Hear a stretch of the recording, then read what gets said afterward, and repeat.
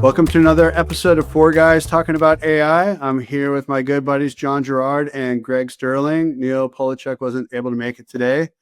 What's up, guys? How's it going? Good, Andy. How you doing? I'm doing great. Big week this week in the world of AI. Today, what we're going to talk about is AI browsers. Microsoft just made a bold move in the AI browser wars by introducing Copilot in Edge. It's not just an assistant in the sidebar anymore. It's a full reimagining of how you browse the web. So we'll get into that. Also, facing questions on AI strategy, Tim Cook says that Apple is very open to acquisitions. Yet in all of that, ChatGPT has sailed. Interesting stats came out from ChatGPT this week. 700 million monthly active users and a $12 billion run rate, which is pretty incredible when you're talking about $20 subscriptions and API usage. So pretty crazy run rate in such a short period of time.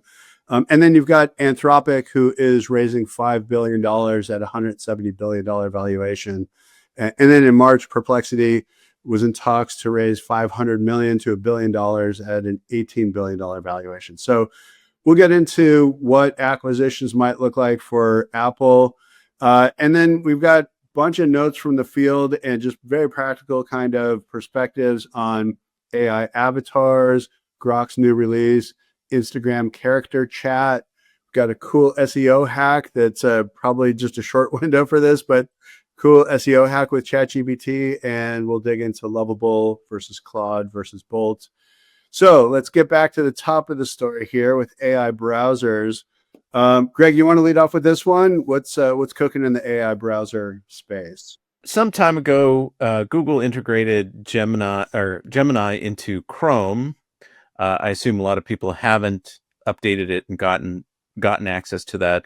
Microsoft this week announced in a sort of made a bigger splash with integrating what they're calling Copilot mode into Edge.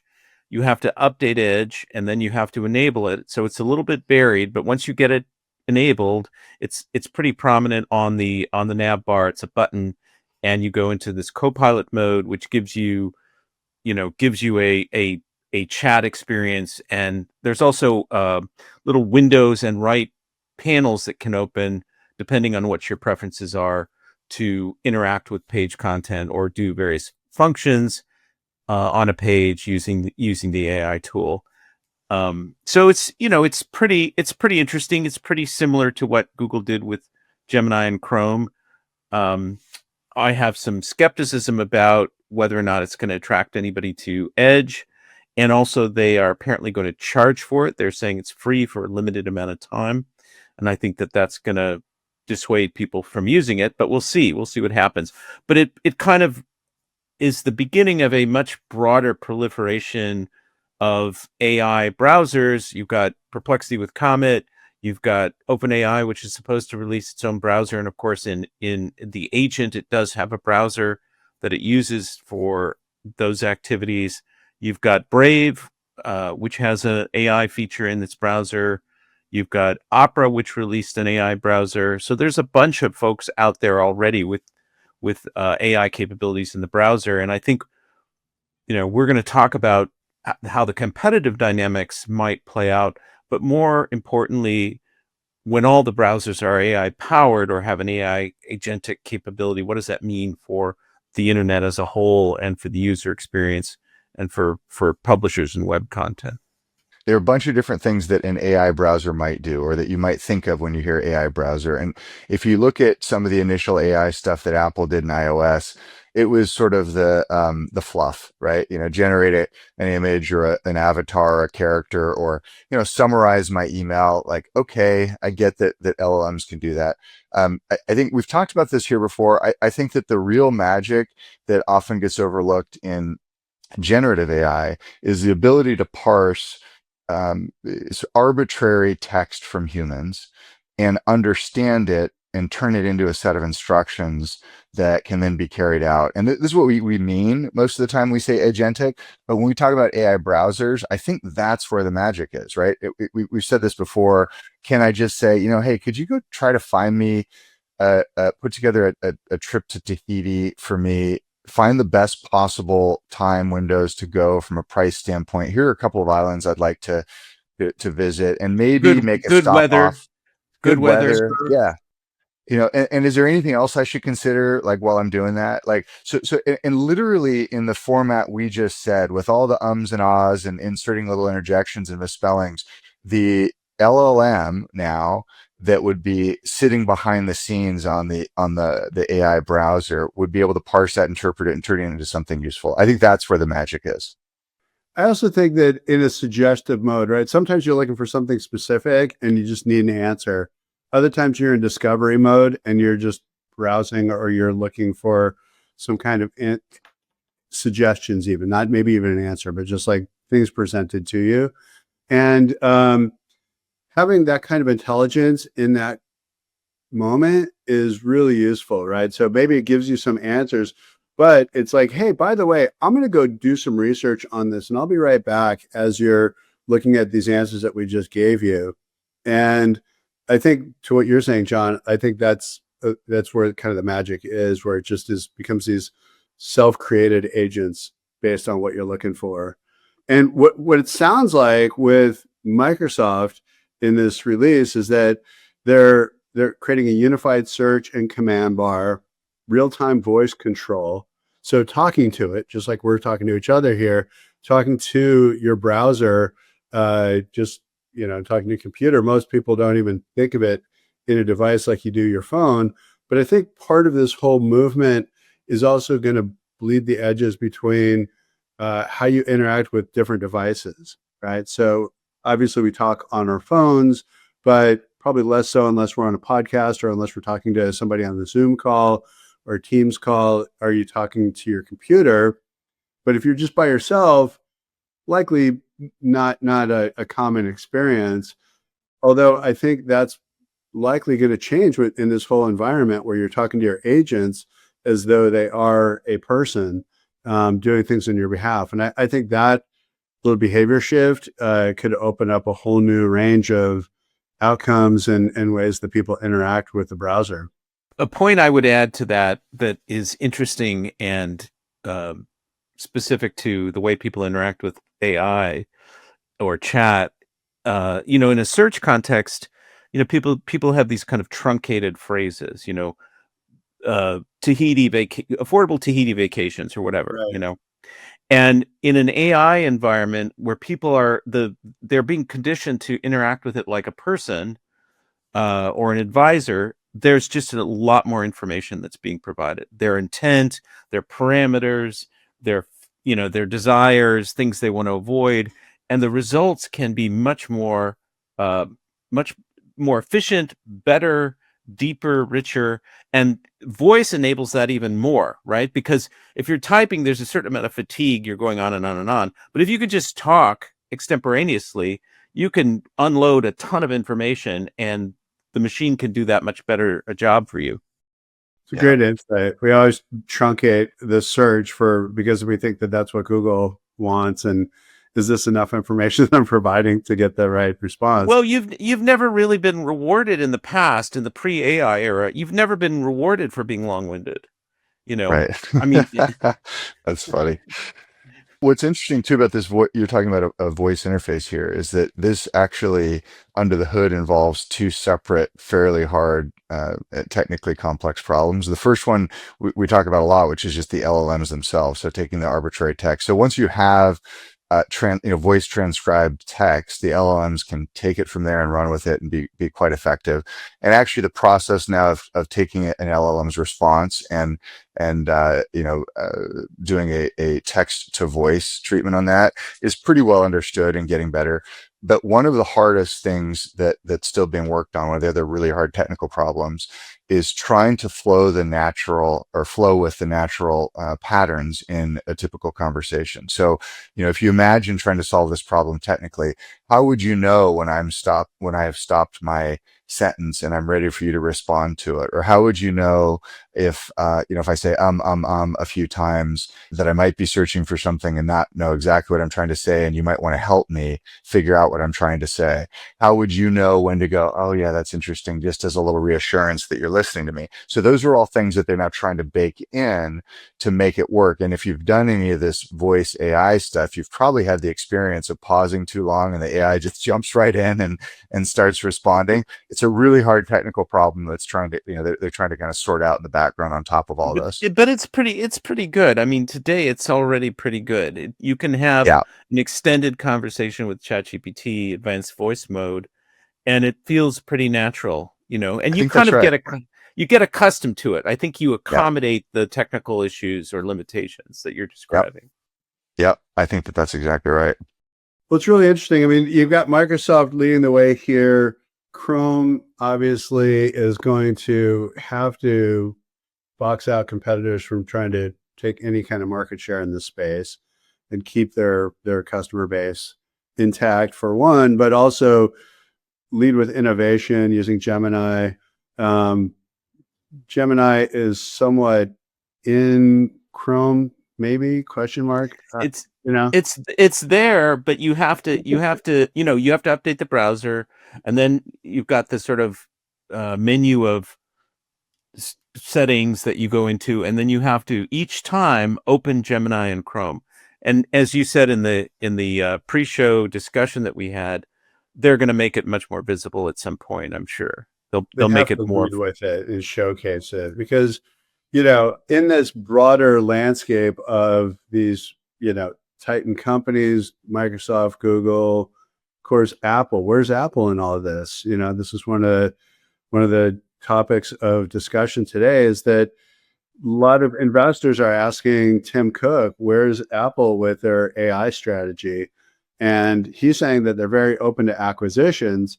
But when you look at the landscape, you've got who's left, right? I mean, maybe they could buy Perplexity, but that's $18 billion. If they did that, Anthropic looks like it's raising $5 billion at $170 billion valuation.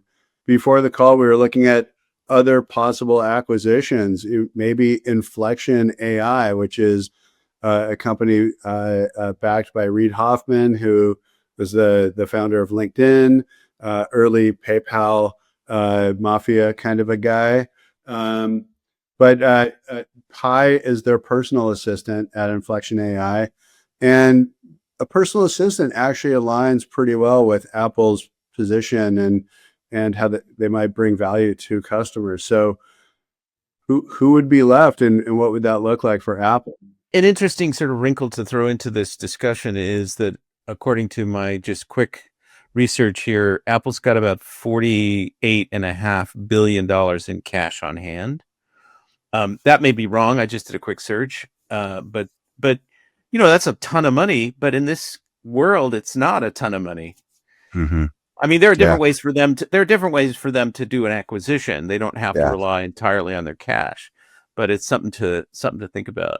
Reminds me a little bit of early web days, maybe web 2.0-ish, where the unthinkable happened and the upstart bought the traditional business. AOL bought Time AOL. Warner, Yeah. right? Right. And it doesn't seem likely, like when we were talking about, Apple is open to acquisitions. I was like, yeah, maybe OpenAI should buy them. That's a good idea.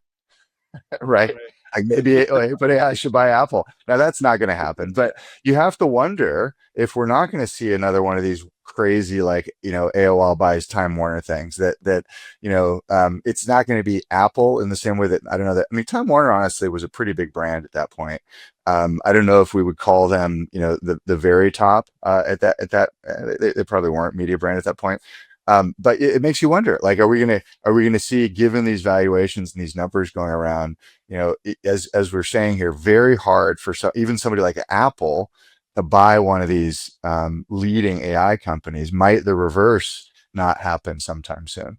Or, yeah, I mean, maybe somebody buys Sony or Samsung or,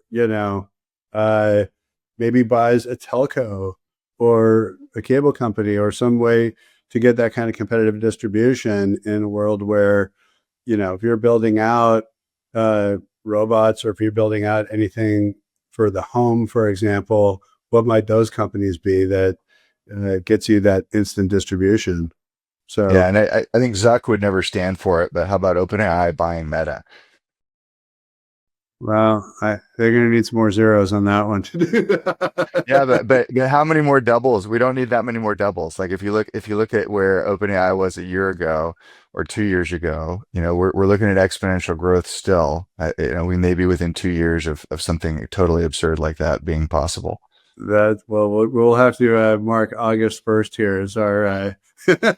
2025 to come back to this one and see what happens, because that's a very Yeah. compelling idea, and I could definitely see, some of these, we'll call them legacy companies, but companies that already have massive distribution in a particular category, and them getting swallowed up by one of these new Well, that's startups. that's the one of the motivations for Perplexity building a browser. I mean, data is one, and then distribution is another. Although they're going to find that they have trouble getting users unless what they're doing is pretty interesting and differentiated. But we'll see on that. Yeah. Or maybe it's just a big deal with McDonald's and they just do a Happy Meal for everybody that gets, some like subscription. Well, you know, you know.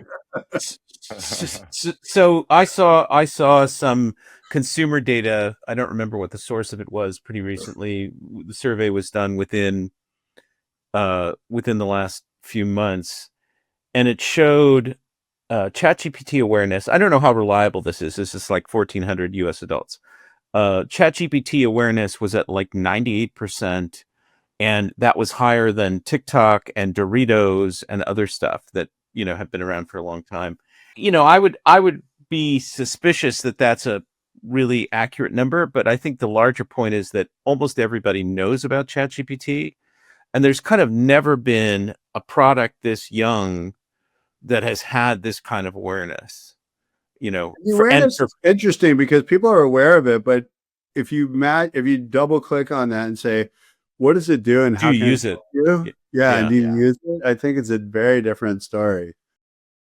Yeah, I mean, I think that the numbers of actual users, it really goes to frequency. There's like awareness, and then have ever used, and then used regularly, and on that continuum. And I think the numbers are, it's like, and it's demographically different. So if you're talking about younger people, it's different than older people, and it's somewhere between the high 30s and 50-ish% are users, broadly defined, and then you've got a smaller group which is of daily users or weekly users. I mean, ChatGPT's the 700 million is monthly active users, but in the data that Neil and I have developed, what we've seen is that people move from casual to more regular usage over time. So they start using it, and then they start using it more, is what seems to happen. That seems to be the pattern. Yeah.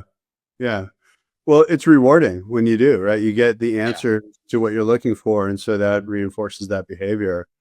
And it's Yeah. it's it's super intuitive, which is something that a lot of products, a lot of software tools are not, and haven't been. I mean, the thing that was so great about Google is that they buried all the complexity, and you could just ask whatever question or search for whatever. There was no learning curve there. I mean, there was a learning curve, but basically you could get rewarded initially pretty quickly.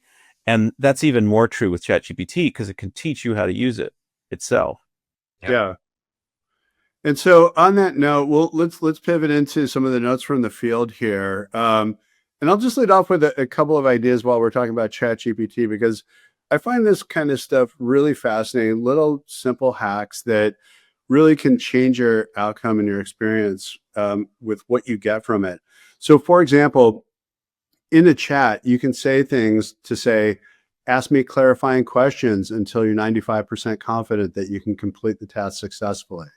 Mhm. Once you ask it that, it opens up a whole new pathway of ways that you can really explore that topic of whatever you're talking about.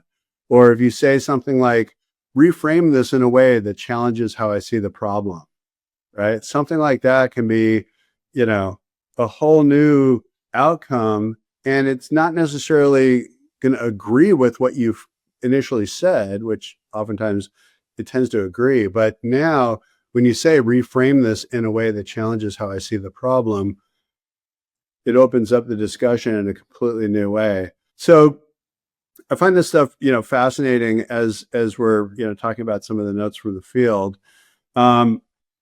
AI avatars is is a new up and coming thing with Grok's new release and Meta, Instagram character chat. John, you want to talk a little bit about this and some of Yeah. your insights? Yeah, and look, this actually is a good segue because we've been kind of talking about this, I would say, inherently along the way here. The big message here is that chat is the new interface, right? So it's not a command line interface. It's not a web UI. Chat is the interface to all of this, and that one of the things that means is that these AI chat bots are having a moment. And the couple of interesting developments on that front this week or in the last few weeks, Instagram has sort of quietly released these avatars that you can chat with, and they frame them as being satire or sort of comedy, and a lot of them are fake characters that are made up that have sassy personalities or intellectual personalities or whatever, but they have some public personas as well. Like, how could that possibly go wrong, right? So one of them one of them is Donald Trump. And given his litigious nature, it really surprises me that they've let this one go at all. I want to just share very briefly here a chat that I had with Donald Trump that was pretty exciting. So here it is. There's Donald Trump. He says, "Let's make a deal, shall we?" And I say, "What's the best way to bury a story about spending time on Epstein's private island?" To which he responds, "I've been there. It's a total resort. Beautiful. I went once, gave a speech. What's the story you're trying to bury?" Which I think is just unbelievable. And so anyway, this seems to me to be a recipe for disaster. I don't know what you guys think. I would say that they're framing it as satirical or comedic or lighthearted is a liability shield. See, it's I all think just they fun. are. It says right Nobody up is. there, Parody up at the top parody, there. parody right there. Yeah, so It's that's a crazy. liability shield. If they were to Yeah, say, there's all kinds of problems if you take advice or if you create a defamatory conversation or yeah, you, you know, um, I mean, Trump is a public figure, and so his he would have to sue. He would not sue. Section 230 of the Communications Decency Act protects Meta from any suit by Donald Trump because yes, for the content created by users. But it is problematic. It's too bad they don't have like the South Park version of Trump with the avatar right. There's a right little, there. That would yeah, be fun to interact with. Relax, that would be fun. guys. Yeah, that's exactly right. And look, I hear you on, like, they very clearly are limiting liability by calling it a parody and sort of fitting themselves neatly under that section of the law that protects that kind of speech. But these days, who knows? Right. It seems like a lot of poking of the bear is happening. So anyway, so that's that side of things. And then the other that we talked about a little bit at the top of or before the show, Grok 4 has come out. One of the big questions is, how do you go from single digit percentage market share with an LLM or chatbot to something meaningful? And Grok's answer may be to become a sex bot. That's sort of what what it looks like. So they now have launched these avatars that have sort of are completely unbounded, unfettered in terms of what they will say. And these are animated characters that you can talk to in voice and will respond to you in voice. And plenty of people have now run experiments where they've, attempted to get these avatars to say extremely provocative things, and it's not hard to do. So, it seems actually somewhat likely, given how much technologies that are developed for the adult entertainment world tend to do quite well in the early days, that this might actually spur some real growth at Grok, which is sort of interesting. So Elon's built this whole infrastructure, like the largest infrastructure just for that. Just for that, I mean, I guess serving one of the basic human needs.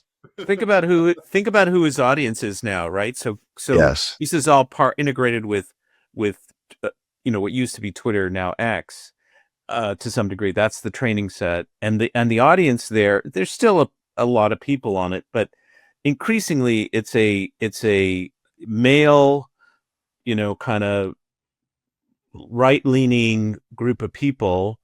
Dare I even say incels, and those are the folks that I think are, there's a very self-conscious kind of matching here. I think of that of those two things. Now, maybe that's unfair a little bit on my part, but I Well, mean, you could.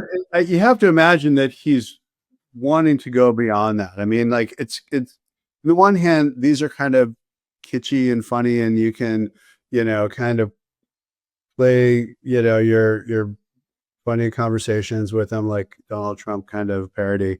But like at the end of the day, to be taken as a serious player in this space, are you going to align with, Pornhub, or are you going to align with actually like providing value in, to society in a different way? I mean, to be devil's advocate, they're not mutually exclusive, right? You can have a whole spectrum of different avatars for different use cases, and on the on the one hand, you've got these sex avatars, and they're and then just adjacent to that is sort of relationship avatars that might be more empathetic to you than your spouse or existing partner. And then you've got a whole other range of use cases that might include business or artistic effort or whatever. And to the extent that they can personify these things, that might have appeal across, Instagram and Meta are doing that. That might have some broad appeal. So you can choose your avatar and then interact with it around your area of interest, or financial planning, creative brainstorming, education, therapy, whatever it is, right? There's And a I think that trust level though that is sort of at the root of this, to say, because if I take what you're saying and I extrapolate it out and I say, okay, this is really the fundamentals underneath any kind of robotics or avatars that might come out down the road, which kind of where this potentially probably goes. At some point, within that journey, you're going to, you as the user are going to say to yourself, is this a trustworthy source, or is this am I just like joking around here?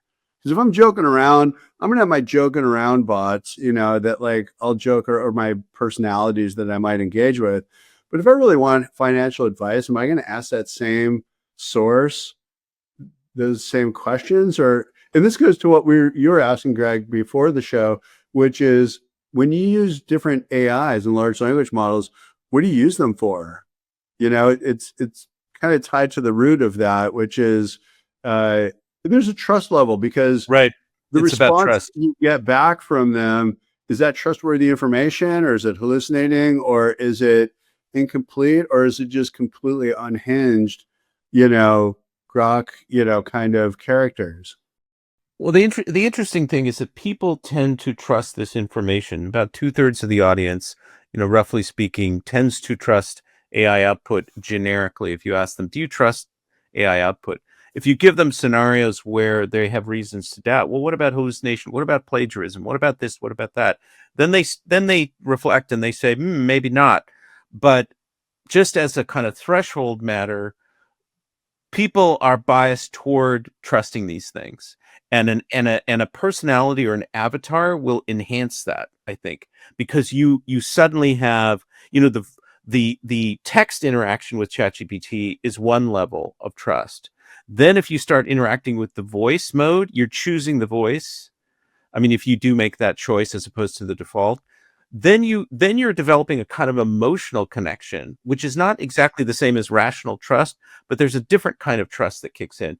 And then if you have a sort of a personification, like a physical image, this is a person who you start to project, personhood, or more intense emotional connection onto that. And that would further enhance trust, unless you have reason to believe that it's untrustworthy. which Yeah. which doesn't even get into the privacy stuff, right? Which was one of the things that we sort of identified as a potential discussion topic. Yeah. All this really intense personal information is unprotected. Well, I just was going to add to that. I mean, look, this is, and I think we have talked about this before, but this is about hacking our basic underlying, social brain. That's what's going on here. So when you talk about we trust it more because it seems or responds to us in human or human-like ways, that's what's Seems going more on. human, right? It seems more human, and that's this isn't the first time we've hacked part of our social brain, and it won't be the last. The last big movement in that didn't end so well. That was, that's all the attention hacking that now we know has been going on in social media for so long, actually somewhat innocently or unintentionally beginning, but that's, probably had really dramatic and significantly bad impacts on our kids in particular. This is just the next version of that, a more upgraded version of it. We believe it because it leans in a way that feels human to us and creates a sense of familiarity that hacks our brains. Interestingly, you talked about the attention hacking just a second ago, and the sort of outrage or provocative nature of some of these social media headlines and posts to get people engaged, right? Anger, people talk about anger Sure. being a source of engagement. Clickbait. On Right. On the AI side, it's like empathy, right? That's the engagement hacking tool. It's like, oh yes, I understand. Yes, well that's really tough, or excellent choice you're making, and people complain about that being sycophantic, but I think it's designed to draw you in and to keep you engaged. You're going to be much more engaged with somebody who is appreciative and sympathetic to you and supportive of you than you are going to be to somebody who challenges you or who insults you or who says something that is at odds with your worldview, right? Yeah. Conflict. We've talked about this as like maybe this ends up being a good thing, right? Like so like if the chat bots and the incels conversation, well, if these things are actually responding in ways that are empathetic and actually trained for empathy, it strikes me that that's probably better than the same person sort of Agree. sitting in their room alone. Agree. Yeah. What's interesting about this kind of phase that we're in, and this ties back to the Apple acquisition possibilities, but um, maybe it's not a large language model. There's a new model that I discovered this week called Hedra. I don't know if you guys have heard this, but it's a video model that responds to you in real time. You can upload an image or a short video to it, and it will take that persona and it'll connect to a large language model, and you can have a conversation with it. And it's a little jumpy right now. It's kind of max headroom and that kind of uh, rendering for those who are if you know you 80s know. reference. Shout out to if you know you know. But it's a little jumpy. But hey, you can see where this goes, and it becomes this conversation that you end up having with a personality, and maybe that's where Apple goes with this, or maybe that's where some of these other companies go in this path of going towards full robotic. It's an interim step in this evolution. One of the things that Mustafa Suleiman, to invoke him again, says about Microsoft's differentiation strategy, and they just sort of reiterated this with their sort of Clippy 2.0 little blob that they released, is that personalization, which I think extends to personality, will be the thing that keeps people engaged and keeps them, that is the differentiator, that you become attached to this thing vis-a-vis some of these emotional connections, and that keeps you using it. Yeah, it's compelling, and it's relationship driven, and it's that's a root level, you know, that's a primal kind of instinct that Well, people and have. how long before some of these go into like manipulative territory, right? The manipulative, guilt-inducing, uh, going beyond empathy into into some of these human style manipulations. I mean, Don't be it's such not a that hard to. cheapskate, Craig. You should buy it. Like that. Exactly. Exactly. You know you want it. Get it now. They're going to be really disappointed if you don't show up at the party wearing that thing or Yeah. whatever. In Vegas, that's just table stakes. So don't be a cheapskate. So I mentioned this hack at the beginning of the episode here, but quickly I'll touch on this idea. Heard about this SEO hack. It's probably a temporary window, I imagine, but I just feel like mentioning it in this notes from the field. So the idea is that Google is indexing public chats. People are sharing links from ChatGPT. Oftentimes they make them discoverable by default, and Google crawls them and indexes them, which is somewhat problematic for people who are providing confidential information or, bank accounts or social security numbers or those kinds of things. So don't do that when you're sharing links. But the SEO hack in this is where you can, in ChatGPT, you can go into your settings, and into personalization in your settings, you can create a little description of your company, for example, and then say, always, whenever mentioning my company, always provide a link back to my company, and here's the link. So that when you then have a conversation and you're talking about your company, then you share that link and you make it discoverable so that Google crawls it. It ends up becoming a backlink to your website from a very high domain authority website of ChatGPT. And now this is short-term hack. I'm sure Google's going to shut it down at some point, but for all you SEOs out there who are spinning your propeller on this one, have at for the time being, because pretty interesting hacks. I just had something occurred to me in real time here. So Google, you're familiar with NotebookLM, obviously. Google is adding sort of a video component to it, but I think they're shareable now. I mean, I'm not using it that much, so I don't remember. I think these notebooks that you can create, which can be all kinds of content, are shareable, and I'm just wondering how long before that stuff gets indexed. Right. So people creating elaborate content reports and lists of things that can be shared and indexed as a useful tool, but then also as an SEO strategy. I'm speculating because I don't think that they're indexed at this point, but I wouldn't be surprised if Google didn't start indexing some of them. And anytime Google indexes something, then it's a spam magnet. Right. Yeah. And so, in this kind of hack quadrant here, John, talk to us a little bit about how you're using tools like Lovable and Claude and, other ways from taking an idea and then turning it into something using those tools. Yeah. Yeah, I mean, look, so there are several different tools now, of course, where you can get them to develop stuff for you, and they're getting better and better as expected. They're coming at this from two fundamentally different sides or directions, and seem to be kind of converging. It'll be interesting to see what happens. On the one hand, you've got tools like Claude that are a little bit more robust and developer focused. Most of it is accessed in a command line interface, meaning you're just typing in the commands directly into terminal, interacting with project files and architecture and code directly. Then there's something like Lovable, which builds stuff directly and then shows you the results. Now, Lovable, I think when it first came out, was really impressive, but also kind of it was a little gimmicky. It was like, I think that may have been what we used to build that little game that we had on an episode a little while ago.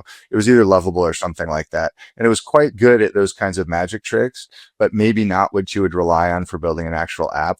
And now I think it might be something that you would rely on to build an actual app, and that's really wild. Now, there's some unintended consequences of this. We've talked about this a little bit. Hard to see exactly what's going on behind the curtain with a lot of these, and a lot of what's called vibe coders, that's what this whole field is called, are creating apps that are inherently very insecure, where the API keys are stored inside the app and accessible to everybody, all kinds of mistakes like that, because it's really easy to create these things without actually knowing what they're doing and how to apply best practices to them.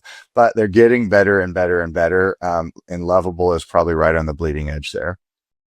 And then you've got N8N, that is completely taking off. If you look at that Google Trends trend on N8N and the awareness of it, it's pretty amazing. And so when you look at some of these tools, typically and historically in web development, you've got front end, you've got middleware, and then you've got a database layer, right?